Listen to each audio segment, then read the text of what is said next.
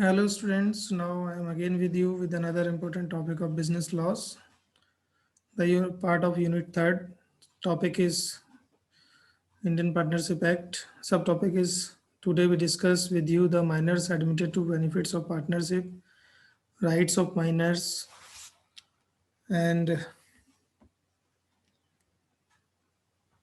liabilities of minor, relation of partners to one another, etc. So in that particular session I discuss with you. So basically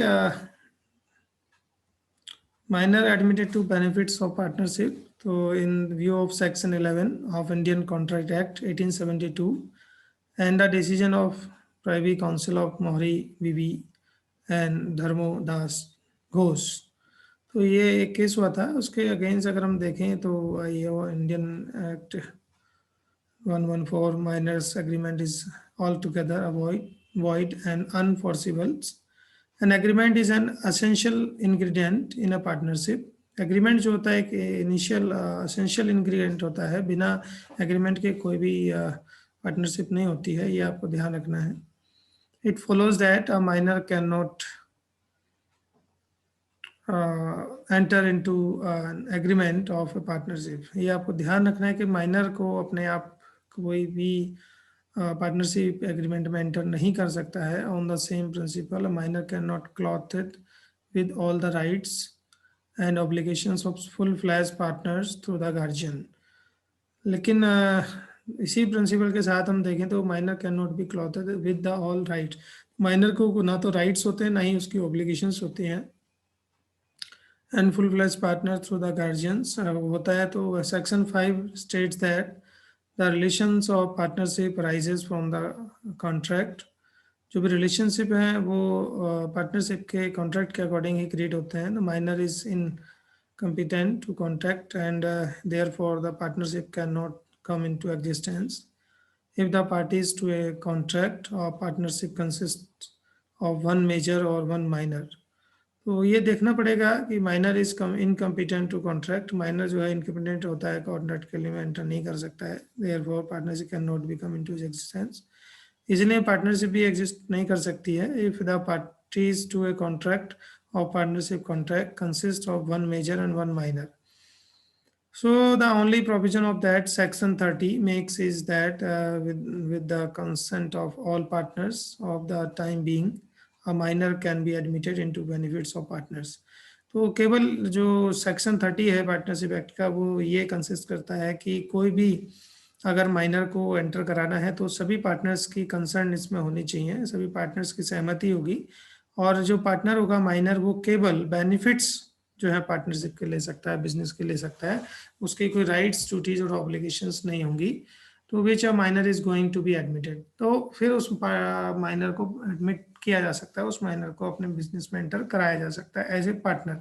तो minor enter तो हो सकता है लेकिन miners के ना तो कोई राइट्स होते हैं, ना ही कोई ऑब्लिगेशंस होती हैं, ना उसके कुछ लाइबिलिटीज होती हैं. लेकिन सभी पार्टनर्स अगर अपनी कंसर्न देते हैं और अपनी सहमति देते हैं तो मिलकर सभी पार्टनर एक माइनर को एडमिट करा सकते हैं पार्टनरशिप के बेनिफिट्स में केवल. यानी कि वो प्रॉफिट्स में तो शेयर लेगा लेकिन किसी तरह की ड्यूटीज, ऑब्लिगेशंस या अन्य कोई जो लाइबिलिटीज हैं वो उसकी नहीं होती है. तो partnership firm can not be form with only minor as partner.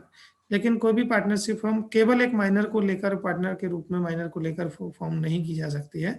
There must be at least 2 major partner. कहीं अगर कोई पार्टनरशिप फर्म क्रिएट कर रहे हैं तो वहाँ कम से कम 2 मेजर पार्टनर होना चाहिए before A minor is admitted.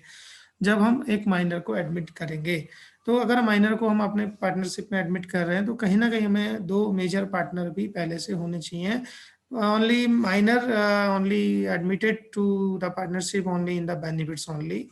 Benefits के अलावा उसके कोई और राइट्स एंड ऑब्लिगेशन नहीं होंगे. नाउ अब हम डिस्कस करते हैं कि राइट्स क्या है, माइनर्स के राइट्स क्या है.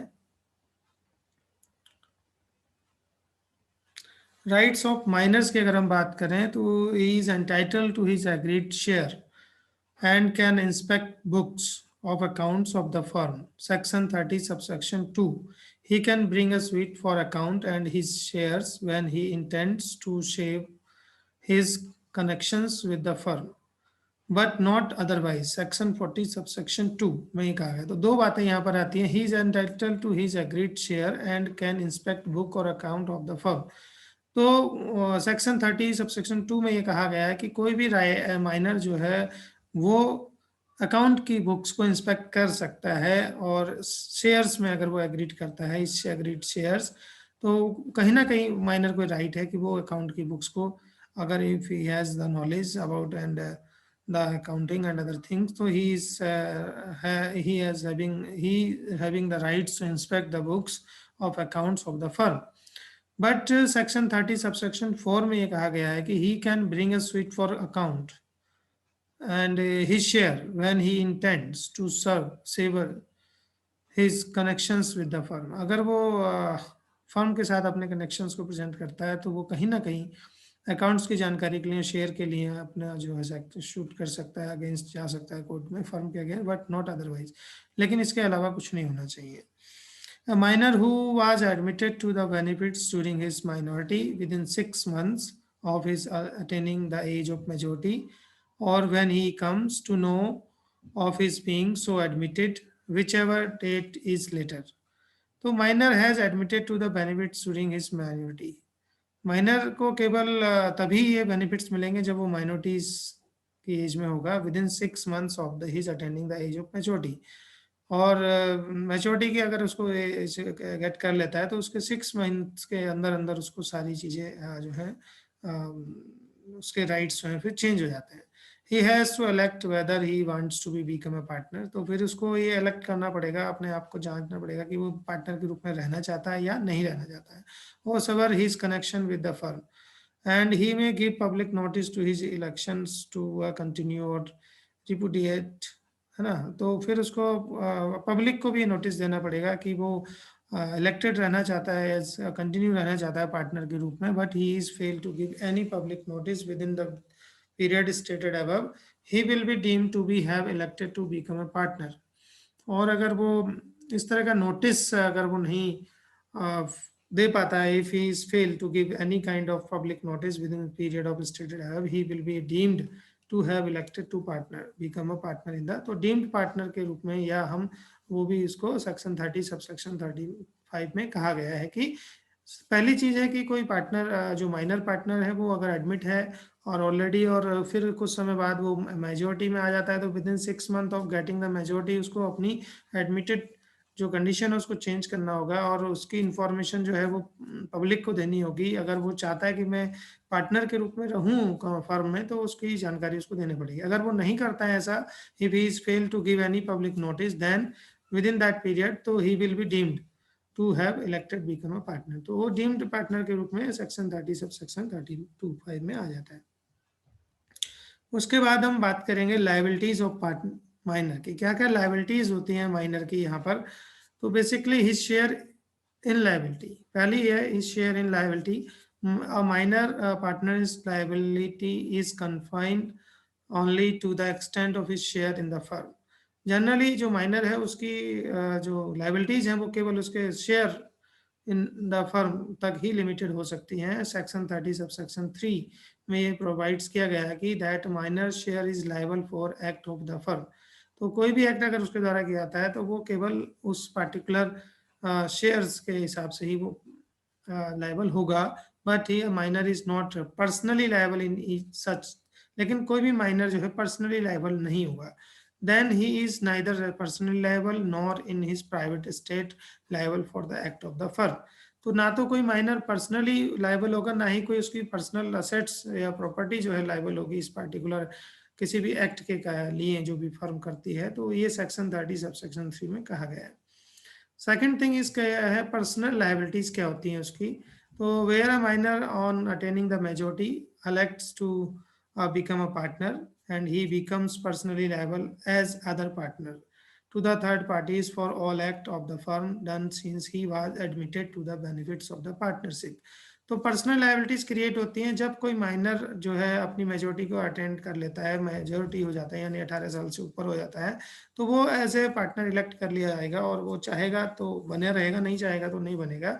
अगर वो बना रहता है तो इस पर्सनल लाइबिलिटीज जो है वो क्रिएट हो जाएंगी as other partners to the third party, जो अन्य पार्टनर की थर्ड पार्टीज के लिए होती हैं वैसे ही उसकी भी जो लाइबिलिटीज हैं वो क्रिएट होंगी। पर्सनली फिर वो लायबल होगा for any act of the firm done since he was admitted, जब से वो उसको एडमिट करेगा तब से उसकी लायबिलिटी क्रिएट हो जाएंगी।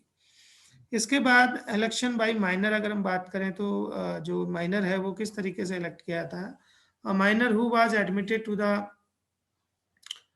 benefits during his minority within 6 months of his attaining the age of majority, or when he comes to know of his being so admitted, whichever date is later, and he has to be elected whether he want to become a partner or serve as a connection with the firm. He may give public notice of his election to continue or repudiate, and but he is failed to give any public notice within that period, he will be deemed to be elected become partner in the firm। Section 30 sub section 5 में ये कहा गया है।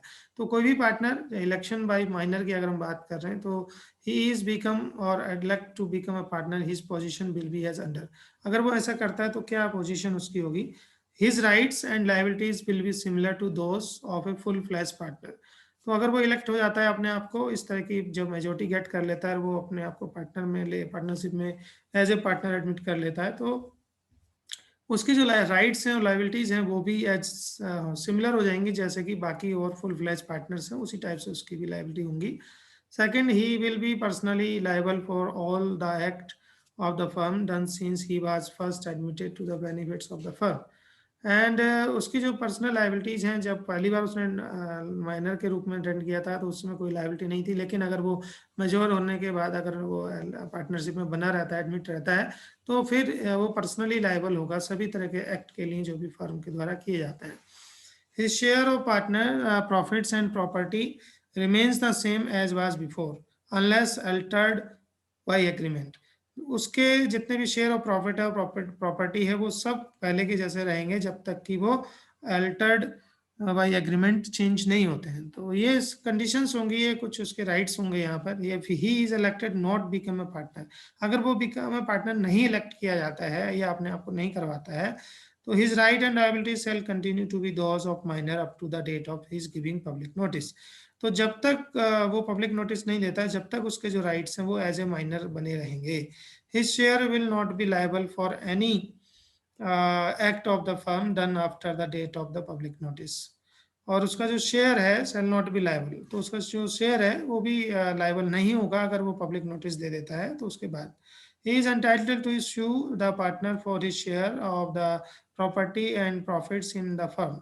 Section 30 sub section 8 में अगर ये कहा गया है कि is entitled to issue the partners of his share, तो वो पार्टनर्स ऑफ हिज शेयर्स के लिए अगेंस्ट में जा सकता है, कोर्ट में जा सकता है प्रॉपर्टी एंड प्रॉफिट्स के ऑफ द फर्म के लिए। तो सेक्शन 30 सब सेक्शन 8 में ये कहा गया है।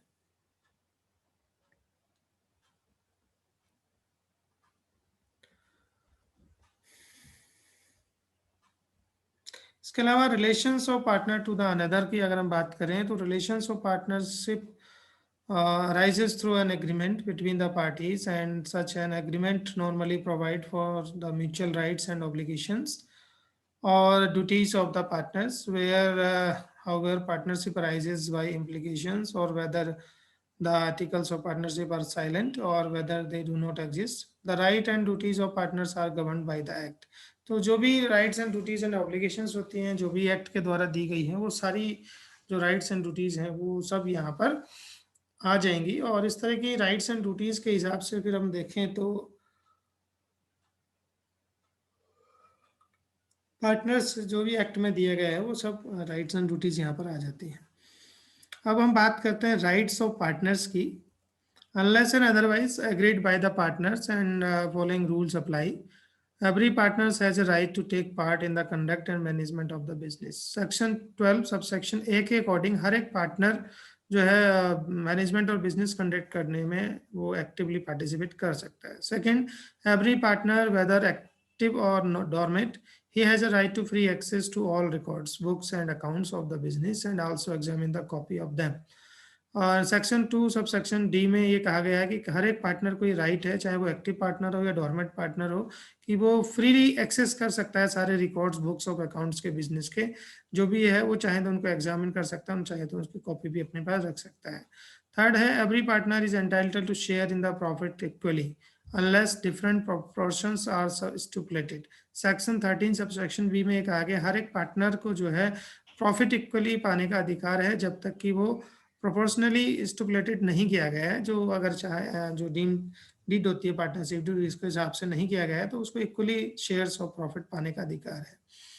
चौथी चीज, फोर्थ थिंग यहाँ कही गई है कि partner who has contributed more than the share of the capital for the purpose of the business is entitled to an interest at the rate of agreed upon। तो कोई भी पार्टनर जो contribute करता है more than the share of capital, अपनी share of capital से ज़्यादा, तो वो अदर कैपिटल पे इंटरेस्ट पाने का अधिकार रखता है, जो भी एग्रीमेंट में लिखा गया है, and where no rate is stipulated. तो एट 6% पर एनम जो है फिर वो उसको लेगा, and but a partner can not claim interest on capital.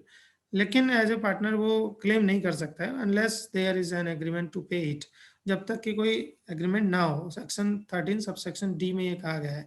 तो एग्रीमेंट जरूरी है, बिना एग्रीमेंट या बिना डीड के जो है उसको, और अकॉर्डिंग टू पार्टनरशिप एक्ट और मिनिमम 6% पर एनम तो उसको दिया जाएगा। अदर थिंग, फिफ्थ पॉइंट है कि partner is entitled to be indemnified by the firm for all expenses incurred by him or in course of the business, for all payments made by him in respect of the partnership debt or liabilities, and disbursement made in the emergency for the protecting the firm from the losses। तो कोई भी partner जो है वो entitle है to indemnified the firms for all expenses, जो भी इसके द्वारा एक्सपेंसेस किए जाते हैं, चाहे वो बिजनेस को रन करने के लिए हो या इमरजेंसी में कोई पेमेंट हो या कोई डिसबर्स करना हो। तो सेक्शन 13 सब सेक्शन ई में ये कहा गया है कि जो भी उसके द्वारा इंटाइटल होता है वो पार्टनर, अगर उसके द्वारा कोई भी expenses in respect of the firm अगर किए जाते हैं, तो वो उन पेमेंट्स को लेने के लिए लायबल होगा। Six thing is every partner is as a rule joint owner of the partnership property. As a rule अगर हम देखें पार्टनरशिप में, तो वो जॉइंट ऑनर कहलाता है कोई भी partner, and have it applied exclusively for purpose of partnership, and section 15 में कहा गया है। तो वो चाहे तो applied for exclusively for the purpose of the partnership कर सकता है। So next point है, partner has power to act in an emergency to protecting the firm from losses. हर एक पार्टनर को ये राइट होता है कि वो इमरजेंसी में फर्म के जो राइट्स हैं उनको कैसे प्रोटेक्ट करेगा। तो सेक्शन 21 में ये कहा गया है। सेक्शन 31 में कहा गया है कि every partner is entitled to prevent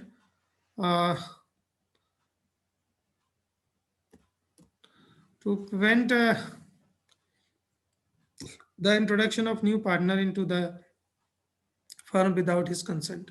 section 31 में कहा है कि कोई भी पार्टनर जो है, हर एक पार्टनर एंटाइटल है ये प्रिवेंट करने के लिए कि अगर नए पार्टनर आता है, इंट्रोड्यूस किया जाता है, तो उसकी कंसेंट लेनी जरूरी है। Every partner has right to retire by giving notice where the partnership is at will. अगर हर एक पार्टनर को राइट है कि वो रिटायर हो सकता है अपने आप, और नोटिस दिया और उसके बाद रिटायरमेंट ले सकता है। सेक्शन 32 सब सेक्शन 1C में ये कहा गया है कि कोई भी पार्टनर अपनी विल से जो है वो रिटायरमेंट ले सकता है, but giving the notice to the public. Every partner has right to continue in the partnership and not to be expelled from it. कोई भी पार्टनर जो है उसका राइट है कंटिन्यू पार्टनरशिप में बने रहने का, not to be expelled from it, कोई भी जरूरी नहीं है। सेक्शन 33 एंड सबसेक्शन 1 में कहा गया है। N incoming partner will not be liable for any डेब्ट और liability of the firm before the he become a partner.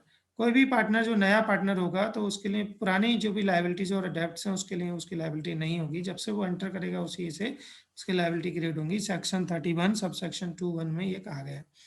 Every outgoing partner has right to carry on competitive business under the certain conditions, section 36।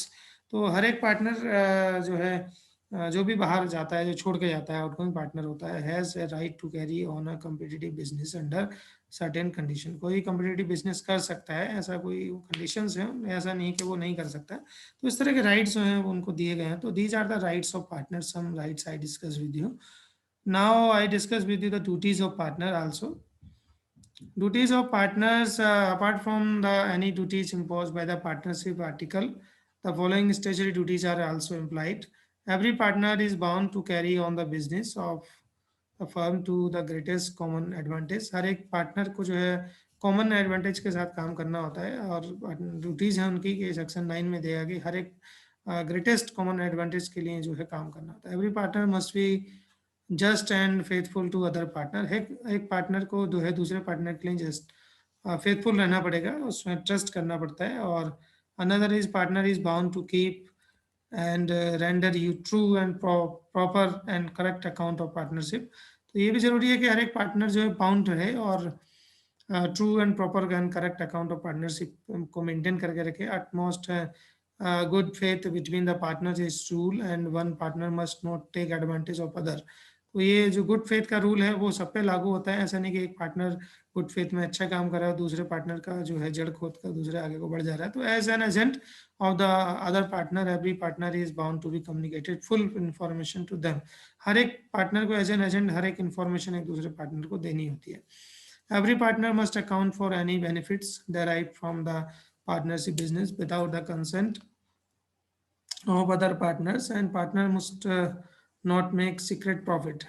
तो हर एक partner जो है account for any benefits carry from the partnership business without any consent of other partner. कोई भी partner जो है इस तरह की एक्टिविटी नहीं करेगा कि जो अपने इंडिविजुअल बेनिफिट्स के लिए या सीक्रेट प्रॉफिट के लिए वो कंपनी के या फर्म के जो रूल्स हैं उनको ब्रेक करेगा और कि अन्य बिजनेस को या पार्टनर को धोखा देगा. तो इस तरह की चीज़ें नहीं होनी चाहिए. एंड सेक्शन 16 सब सेक्शन 2 में ये में आया है. A partner must not compete with the firm without the consent of the other partners. Any profits made by such unauthorized competition can be claimed by the firm. तो कोई भी partner जो है not complete with the firm, must not compete with the firm. कोई भी partner compete नहीं करेगा firm के साथ क्योंकि वो पार्टनरशिप में है. जब वो छोड़ेगा उसके बाद वो कर सकता है. Without the consent of other partner any profit made by such unauthorize competition can be claimed by the firm. अगर कोई ऐसा करता है और उसके द्वारा कोई क्लेम किया जाता है, बनाया जाता है प्रॉफिट वगैरह, तो कोई भी कंपनी उसको अपना वापस ले सकती है. And every partner is bound to attend diligently to the business of the firm, and in the absence of any agreement of the contrary, he is not entitled to receive any remuneration. हर एक partner जो है bound है diligently and business करने के लिए particular firm के business, and in absence of any agreement to the contrary, he is not entitled to receive any remuneration. और जो भी काम वो करेगा तो ऐसा नहीं कि वो एक्स्ट्रा काम कर रहा है तो एक्स्ट्रा उसको बेनिफिट मिलेगा. तो उसके लिए अलग रूल्स होते हैं. अगर वो उन पर्टिकुलर एग्रीमेंट से बाहर जाके काम करता है बेनिफिट के लिए तो हो सकता है, लेकिन बेनिफिट अगर एग्रीमेंट के अंडर ही कर रहा है काम तो उसको कोई बेनिफिट नहीं दिया जाएगा. सेक्शन 212 सबसेक्शन बी और सेक्शन 13A में ये कहा गया है. In the absence of an agreement to the contrary, every partner is bound to share losses equally with the others. जो भी लॉसेस अगर होते हैं उन लॉसेस को भी सभी पार्टनर एक साथ इक्वली उसको डिस्ट्रीब्यूट करेंगे. सेक्शन 13 सबसेक्शन बी में कहा गया है. Every partner must hold and use the partnership property exclusively for the firm. हर एक पार्टनर जो फर्म है उसके लिए वो इसको डिसॉल्व करने से पहले जो सेक्शन 13B में ये कहा गया है कि एब्सेंस ऑफ एन एग्रीमेंट अगर हम जाएं तो every partner is bound to share losses, है ना. तो अगर एब्सेंस है तो भी जो है सभी पार्टनर को लॉसेस भी इक्वली बांटने होंगे. Every partner must hold and use the partnership property exclusively for the firm. Section 15. Every partner is bound to indemnify the firm for any losses caused by the fraud in the conduct of the business. Section 10. Any partner who is guilty of willful negligent in the conduct of business and firm suffer losses in consequences is bound to make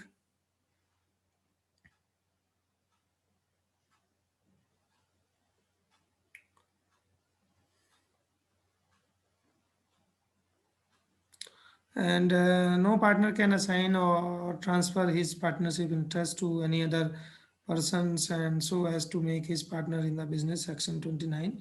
So these are the some duties I think, and every partner